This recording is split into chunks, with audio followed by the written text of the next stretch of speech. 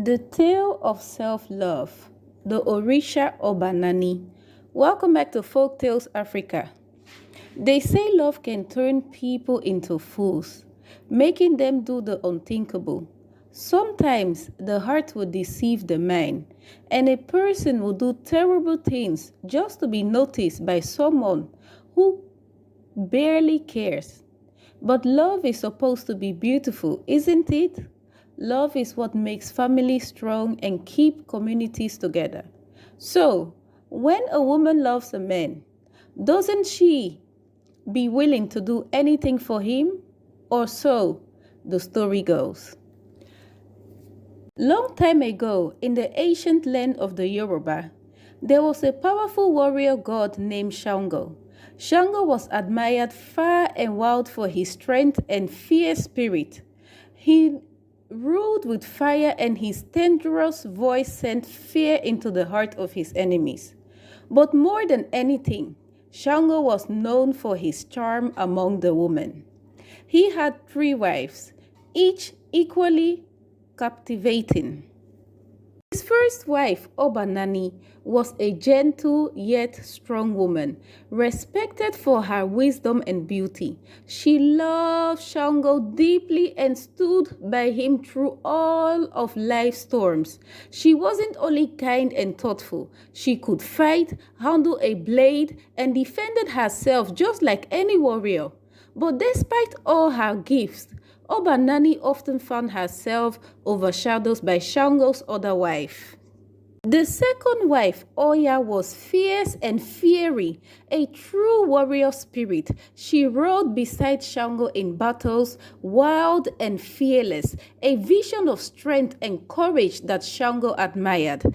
Then there was Oshun, the youngest and perhaps most enchanting of the wives. She was known for her charms and irresistible beauty, her laughter as soft and sweet as honey, and her beauty capable of softening even the hardest of hearts. Shango was like a man under a spell. Whenever Oshun was near, his eyes following her every movement. The day passed, Obanani grew more and more jealous. She wondered, how could I ever win his heart when Oya rides with him into war and Onshu enchants him with her beauty? Oba's heart was heavy and her mind was clouded with doubt. It was a painful feeling, like a sickness that took root and spread. One day, one of her co-wives noticed the sadness in Oba's eyes.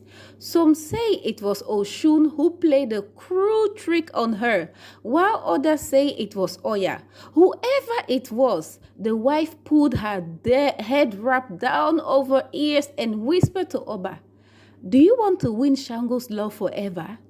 It is simple. All you need is a small act of magic." Are eager to do anything for her husband's affection, asked what she must do. The wife lowered her voice and said, "Prepare a special soup for Shango. A soup so unique it will keep his heart tied to you. But for the soup to work, you must add something from your own body." Desperate to be loved, Obanani did not think twice. She went to her kitchen and prepared the soup. Her hands shaking as she followed the instruction. She then cut off her left ears and dropped it into the pot. With tears of both pain and hope, she stirred the soup and prepared it with all her love. When the meal was ready, Oba served it to Shango. Shango looked at her, smiling with his usual charm. But as he lifted the spoon to his mouth, he noticed the ear floating at the top. He dropped his bowl in shock, his face contruded with disgust. How could she mutilate herself in such a way? Shango was horrified, and that horror turned into anger and disappointment. Obanani's heart scattered as she saw the love in his eyes fade away. Humiliated and heartbroken, Oba fled from the palace, the blood still dripping from her wounded head. She'd run to the one place Shango would never go, the cemetery. In the silence of the graveyard, among the tombs, she found peace. The spirits of the dead surrounded her, offering her comfort, and it was there that she understood a deep truth.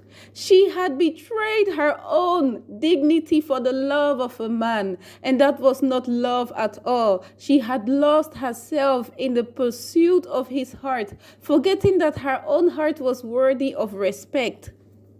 Time, Obanani grew stronger and wiser. She took her place as the guardian of the cemetery, where she became a protector of women, a voice for those who felt unloved or unseen. She taught them that true loves begin with self-respect and that a woman must never harm herself just to gain another's affection.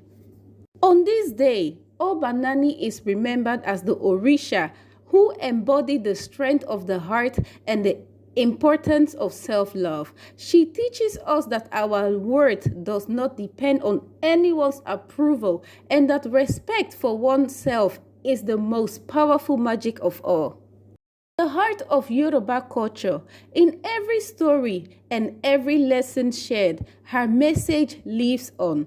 Love should never bring pain to the one who gives it. True beauty is found not in the eyes of others, but in the quiet, gentle love one has for oneself. Don't forget to like, comment, and subscribe. Leave your opinion down below. Would you give your ears for the sake of the love of a man? Let me know. Bye-bye, oh.